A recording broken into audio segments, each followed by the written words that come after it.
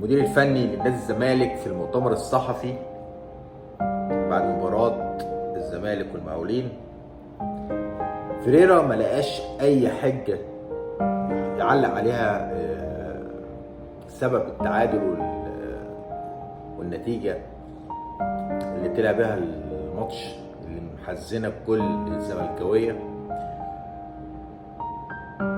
ان يقول ان ارضية الاستاد غير صالحة للعب عليها.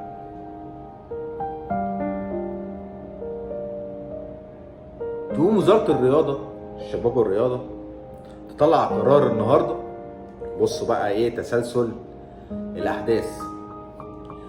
تطلع النهاردة قرار ان استاد القاهرة هيتم اغلاقه من اليوم للتصليح والصيانة للنجيلة لمدة قد ايه؟ لمدة 10 ايام. واكن استاد القاهرة ده لا ليه مدير ولا ليه اداريين ولا ليه مهندسين ولا حد مسؤول عنه. وزارة الشباب والرياضة هي اللي مطلعة القرار. وانا بقولها لكم اهو من دلوقتي ان استاد القاهرة مش هيتفتح بعد 10 ايام، وان الاهلي هيتحرم من ملاقاة بيراميدز على ملعبه في استاد القاهرة. الكلام متستف يا جماعة، الافعال تحس انها مترتبة. لما تيجي تقعد مع نفسك كده وتفكر هو ازاي الترتيبة دي بتتعمل، رغم ان النادي الاهلي لو كلنا نتذكر كده لما كان بيشتكي من ارضيات الملاعب ومن ضمنها استاد القاهرة ما كانش في حد اصلا بيحط في دماغه وهي دي الارضيه اللي بيلعب عليها كل الفرق، اشمعنى انت يعني؟ ده كان اللي بيتقال.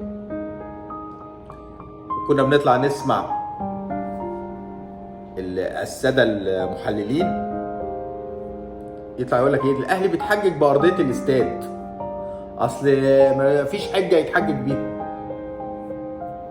طيب انتوا سبتوا كل المشاكل وعدم تركيز اللاعبين نادي الزمالك وعدم الاعتماد على نقد بناء من ناحيه الفنيات اللي في لعيبه النادي الزمالك او الصفقات اللي جت في نادي الزمالك وبقت غير فعاله من اول ماتش اهوت وتاني ماتش اهوت مش شايفين نتائج ليهم. ده بيقول لك ايه، اصل الارضيه بتاعت الاستاد مش كويسه.